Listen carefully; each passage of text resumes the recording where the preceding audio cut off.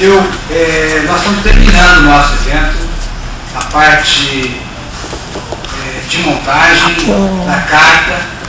Nós convidamos para fazer parte desta mesa, além do nosso grande amigo, vereador da cidade de São Paulo, Eliseu Gabriel, nós convidamos para compor a mesa aqui os diretores da CNTU que são de São Paulo, até para que sejam anfitriões e façam esse documento saia aqui para os nossos companheiros que representam aqui o estado de São Paulo e a cidade de São Paulo.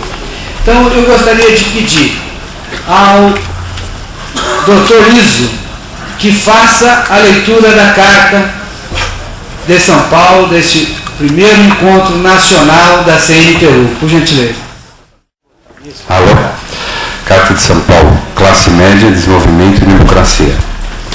Os profissionais representados pela CNTU, Confederação Nacional dos Trabalhadores Liberais Universitários Regulamentados, reunidos em São Paulo em 18 de novembro de 2011, apresentam, nesta Carta de São Paulo, a síntese do debate realizado no primeiro encontro nacional da CNTU, designado Classe Média, Desenvolvimento e Democracia, encerrando o ciclo de debates que ocorreu nos encontros regionais da entidade ao longo de 2011 sobre o tema central, os profissionais universitários, o desenvolvimento do país e a política. Uma sociedade equilibrada é aquela que existe uma ampla classe média, na qual todos os cidadãos têm a vida e trabalhos dignos e acesso permanente à formação educacional e cultural, ao serviço de prevenção e amparo à saúde, à boa habitação, às cidades sustentáveis e boas de se viver, alimentação saudável e prazerosa e ao trabalho de qualidade que provenha renda adequada para se viver conforme os padrões sociais de conforto. Para isso, é necessário que haja um sistema de defesa e organização dos interesses coletivos mais amplos, no caso o Estado, que deve ter prerrogativas de planejamento e controle do espaço público sob orientação democrática. Para além do espaço público em que são partilhadas normas de convivência e solidariedade, cada um tem a plena liberdade para viver conforme suas preferências e escolhas, com o mínimo de regulação na vida privada e individual. A classe média brasileira não vive dessa maneira. Apesar de ter renda muitas vezes bastante superior à da massa trabalhadora, boa parte enfrenta grandes dificuldades para sobreviver. Quando não assodada pelo desemprego ou subemprego, tem salários geralmente abaixo das necessidades. Paga duplamente por educação e saúde, em forma de tributos por um serviço público que não usa e comprando caro do setor privado. Quer utilizar os demais serviços públicos de saúde, educação, transporte e outros, mas não encontra a qualidade a que tem direito. Vive geralmente em grandes cidades insustentáveis, poluídas, congestionadas, violentas e com limitados espaços de convivência e lazer. Encontra fortes limites para manter e reproduzir os padrões de vida que alcançou nos períodos de maior dinamismo do país. Os trabalhadores da classe média e da grande massa trabalhadora devem se solidarizar na defesa de muitos interesses partilhados, como o desenvolvimento sustentado, a distribuição de renda e a democratização do país. Transformações na estrutura econômica, social e política de uma nação não acontecem por milagre ou destino previamente traçado. São formuladas e construídas coletivamente através das decisivas lutas sociais e políticas. Mas não é fácil construir consenso na formulação de novos modelos. A classe média teve destacada e honrosa atuação na luta pela democracia, nas campanhas pelas diretas e no debate em torno das grandes questões nacionais e na elaboração da Constituição brasileira. Processo que, no entanto, foi bastante enfraquecido com forte propagação do ideário neoliberal pelos meios de comunicação. Ao invés de um jornalismo diversificado, expressando posições distintas e promovendo o debate de ideias, o que vimos assistindo é a verdadeira única, sendo propaganda como opinião pública.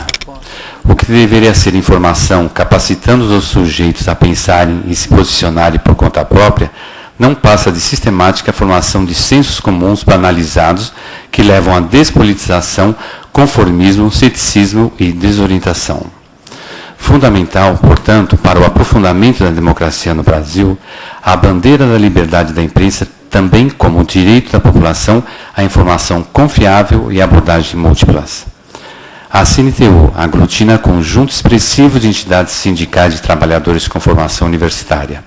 Sua criação e ações têm o sentido de colaborar para se diluir na nuvem de confusões e desorientações estabelecidas nas sociedades pelas ideologias favoráveis ao capital financeiro especulativo, aos monopólios e outros interesses dominantes que não têm tido a capacidade ou a vontade de criar alternativas amplas e sustentáveis de desenvolvimento e civilidade.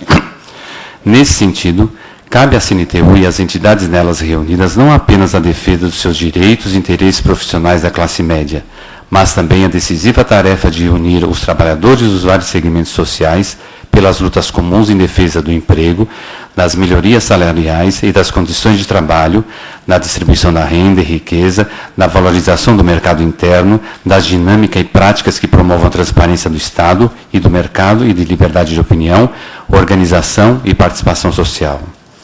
Há, portanto, enorme campo comum a ser explorado para o entendimento e a ação da classe média e da massa trabalhadora em prol do desenvolvimento econômico, assim como o cultural, o artístico, político e ético da sociedade brasileira.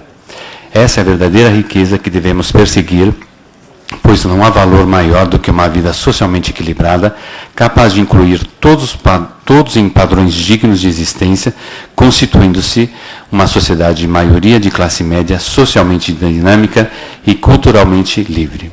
São Paulo, 18 de novembro de 2011, a CNTU, Confederação Nacional dos Trabalhadores Universitários Regulamentados, foi criada em 27 de dezembro de 2006, formada pelas federações dos economistas, engenheiros, farmacêuticos, médicos, odontologistas, que junto contam com 120 sindicatos filiados.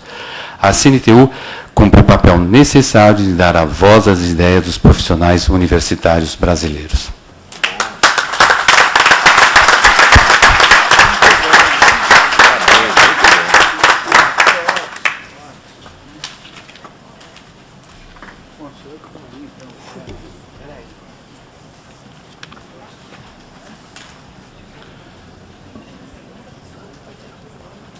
Zaida, acho que ficou ótima essa carta, não?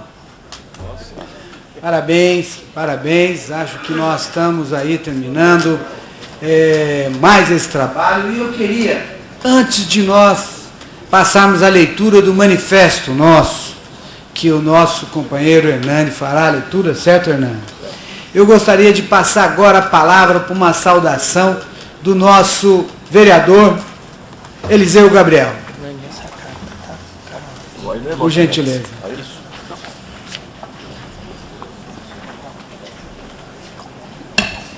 Boa tarde. Eu queria primeiro saudar a mesa na pessoa do Murilo, do Alan e os demais membros que estão aqui presentes e dizer assim, eu estava comentando com o Murilo, sensacional essa carta, sensacional, quer dizer, maravilhosa, um conteúdo perfeito, que acho que retrata bem o momento que a gente vive. E a coisa do protagonismo da sociedade é central, né? E a classe média tem um papel decisivo. Eu queria até, estava lembrando aqui agora, eu não sei se já comentei aqui em outras ocasiões, mas aqui cita o movimento das diretas já, acho que alguns de vocês já eram nascidos nessa época, né? Das diretas já, o que viu o que aconteceu no Brasil. Quer dizer, nós saímos de uma ditadura e teoricamente, aquela ditadura já estava praticamente arrasada, vamos dizer assim. Ela deveria cair meio que de podre.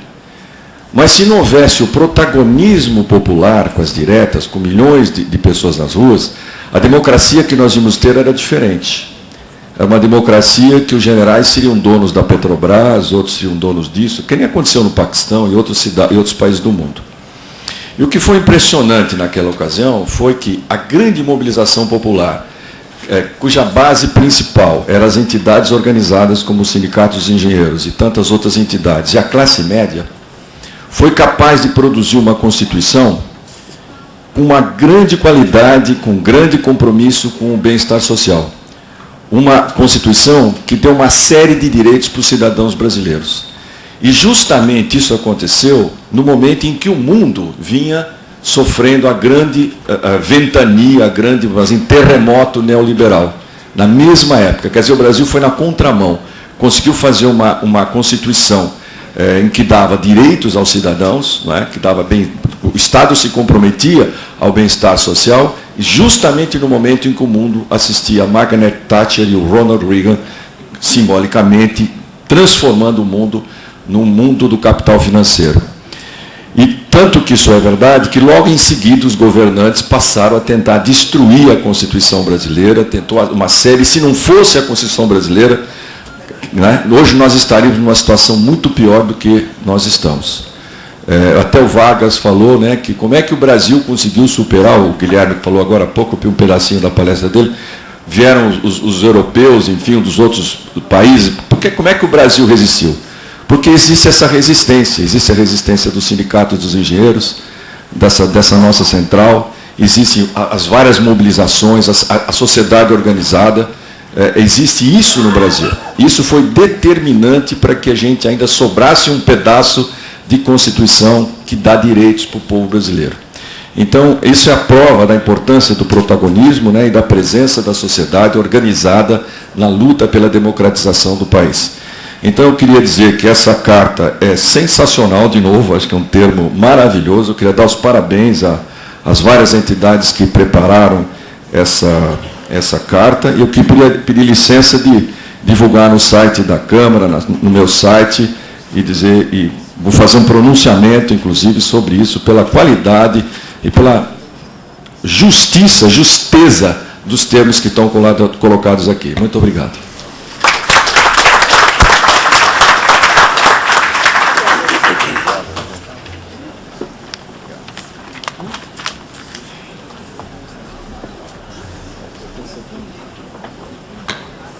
Só o fato do vereador Eliseu Gabriel colocar isso e aceitar a nossa carta e colocar no e-mail já é para nós uma satisfação e a sensação do dever cumprido desse dia de trabalho. Muito obrigado, Eliseu, obrigado pelas palavras, é uma satisfação e é uma honra sempre estar aqui do seu lado, viu?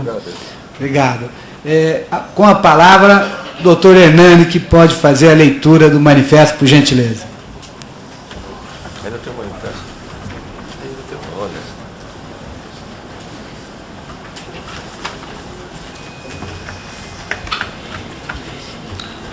Manifesto do primeiro Encontro Nacional da CNTU por um Brasil Inteligente.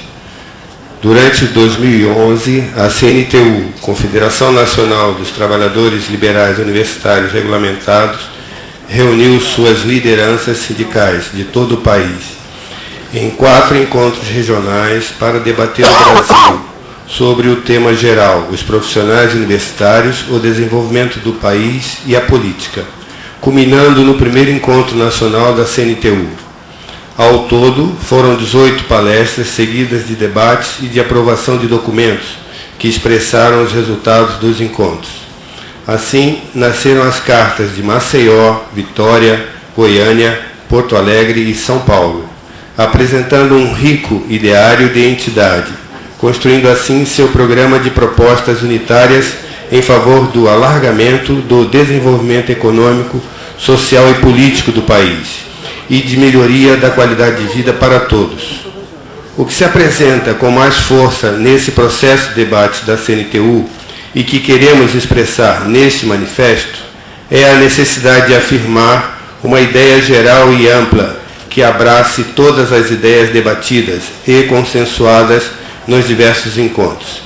E essa é que precisamos de um Brasil inteligente. Melhor educação para todos, da pré-escola à educação continuada. Brasil inteligente é melhor educação para todos, exigindo-se profundas transformações para dar conta do crescimento da demanda e das responsabilidades sociais da educação, do acolhimento e desenvolvimento das diferentes culturas, valores e modos de vida que frequentam a escola e compartilham o espaço público. Precisamos melhor aproveitar as enormes oportunidades e desafios que se abrem à educação, com o alargamento crescente do ciberespaço e da educação para toda a vida. Temos muito a avançar, desde a educação infantil, passando pelo ensino fundamental e médio, e chegando ao superior. É preciso perseguir a universalização, mas assegurando-se também qualidade e combate à evasão em todos os níveis, nas escolas privadas e públicas. Além de ampliar consideravelmente as oportunidades de acesso à pós-graduação, as universidades devem ampliar significativamente sua ação na educação continuada, oferecendo diversidade de alternativas de atualização, requalificação e formação de novas competências. Melhores empregos, desenvolvimento industrial e empreendedorismo. Brasil Inteligente é geração de empregos, notadamente os mais qualificados e com melhor remuneração. Ou seja, deve-se buscar o desenvolvimento de uma economia mais intensiva em trabalho simbólico e bens intangíveis, portanto, de maior valor agregado. A economia brasileira vem reagindo bem à crise internacional, mantendo altas as taxas de empregos, situação que deve ser mantida através do aquecimento do mercado interno e da exportação de commodities. Porém, é preciso ir além, recuperando e valorizando a produção industrial, prejudicada em alta conta pelas políticas monetárias e fiscal que facilitam as importações e especulação financeira. Como política de geração de emprego, faz-se necessário construir forte rede de apoio ao empreendedorismo para acolher novos tipos e formatos de empresas, negócios e parcerias intensivas em conhecimento e tecnologia. Necessário ter em conta que o empreendedorismo no Brasil depende da expansão industrial e agrícola e das oportunidades que se abrem na cadeia produtiva para os micros, pequenos e médios negócios, os quais devem contar com crédito e financiamento, desenvolvimento tecnológico e capacidade de inovação, política tributária condizente e planejamento de mercado, tendo em vista seu grande peso na geração de empregos, na distribuição de renda e na promoção da mobilidade social ascendente. Serviço público de qualidade e cidadania respeitada. Brasil Inteligente é serviço público de qualidade para toda a população, servidor bem preparado e transparência e ética nas relações entre os agentes públicos e entre esses e os agentes privados. O Brasil requer a criação de um novo Estado, e a via para tal realização são as reformas política, tributária e administrativa. Dentre as três, a reforma administrativa é a menos debatida na sociedade e no Congresso Nacional, embora seja decisiva para remover do serviço público graves deformações históricas e contemporâneas. É preciso também remover os conceitos e as práticas norteadas pelo neoliberalismo, que implementou a privatização do planejamento e da gestão pública e o esvaziamento da participação da cidadania. Decisivo realinhar a gestão pública com as conquistas e direitos proclamados pela Constituição de 1988, assim como adequá-la aos novos desafios do desenvolvimento brasileiro e da complexidade do tecido social. Para tanto, promover a transparência e a informatização dos processos e a profissionalização, garantindo-se a qualificação e valorização dos servidores, o desenvolvimento das carreiras públicas, a renovação dos quadros técnicos mediante concursos públicos, eliminando-se a terceirização na administração pública. Devem ser priorizadas no processo de desenvolvimento brasileiro a expansão e a melhoria da equidade dos serviços públicos, garantindo-se a universalização e o atendimento integral das necessidades sociais básicas da população. Políticas sociais como investimento. Brasil Inteligente concilia políticas de geração de renda e empregos com políticas sociais que garantam padrões mínimos de existência para os mais pobres, amparando também todos aqueles que precisam de cuidados e proteção nos momentos de instabilidade, desajuste, doença, velhice e desemprego. A universalização da Seguridade Social é garantida por lei, através da avançada Constituição Federal que o Brasil conquistou em 1988, que precisa ser colocada em prática plenamente, de modo a que toda a população tenha direito a uma renda mínima, aposentadoria, saúde e assistência social. A visão fiscalista, privatizante e mercadológica insiste em apontar o gasto social como despesa, sempre produtora de déficit, quando o gasto social é um investimento que melhora as condições de vida e trabalho, trazendo retornos positivos à coletividade, aos negócios e ao Estado. Recuperação e ampliação da infraestrutura econômica, social e urbana. Brasil Inteligente preocupa-se com as suas empresas e redes de produção, realizando permanente manutenção e expansão da infraestrutura econômica do país. Essa democratiza, integra o país e agiliza a mobilidade de pessoas, mercadorias e informações, sendo, portanto, essencial à economia brasileira, de extensão continental, contar com bem planejadas e construídas redes de transporte, energia e telecomunicações.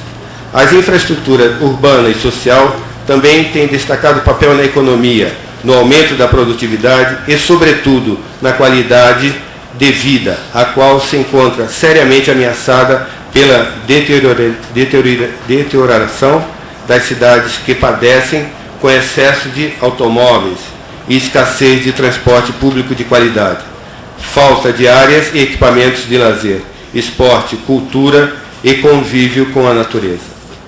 Parte significativa do povo vive em habitações precárias, em áreas de risco, sem serviços de esgoto, muitas vezes até sem abastecimento de água e coleta de lixo. O Brasil deve fazer uma opção radical pelo investimento em cidades sustentáveis, capazes de mitigar os desajustes climáticos e na melhoria significativa das condições de vida, trabalho e moradia da população. Tecnologia de informação para democratização da comunicação e cultura. Brasil Inteligente não se restringe a consumir tecnologia, mas sim usar as tecnologias para criar novas tecnologias, conhecimentos e produtos. O usuário das tecnologias de informação e comunicação fazem melhor uso delas quando possuem informação adequada. Por isso é fundamental que as políticas de inclusão digital estejam inseridas nas políticas de fortalecimento da educação, da produção cultural, do incentivo à pesquisa, à criação artística, à invenção técnica, a inovações de produtos e processos e à invenção da vida social. É urgente empreender um forte debate na sociedade brasileira sobre o papel das tecnologias de informação e comunicação na formação educacional, cultural, política e ética da sociedade brasileira. A ampla difusão dos meios de comunicação no Brasil deve-se dar como forma de promoção da inteligência e dos criadores brasileiros, não se restringindo jamais à mera importação de cultura, mas valorizando a criação nacional e o intercâmbio com outros países. Muita atenção e valor à democracia. Brasil Inteligente não seria possível se não vivêssemos num regime democrático que precisa ser objeto da atenção e valorização de todos. A democracia política tem avançado no Brasil. Somos um dos maiores colégios eleitorais do mundo, realizando eleições a cada 2 anos, possibilitando a renovação dos quadros políticos e o aumento da consciência da população sobre os problemas, soluções e desafios. As liberdades públicas, conquista de nossa jovem democracia de 26 anos, têm possibilitado avançar na participação de todos os setores sociais. Porém, devemos ir em frente, melhorando a governabilidade, com o combate à corrupção, a maior transparência das ações estatais e governamentais, e enraizando e ampliando a democracia econômica e social no país. Brasil Inteligente entende ser prioritários os eixos e metas apresentados acima, na ação dos governos e da sociedade, rumo ao ano de 2022, quando se comemorará o bicentenário da independência do Brasil, marco mobilizador e simbólico na construção de um país mais justo, soberano, democrático e com qualidade de vida para todos. São Paulo, 18 de novembro de 2011.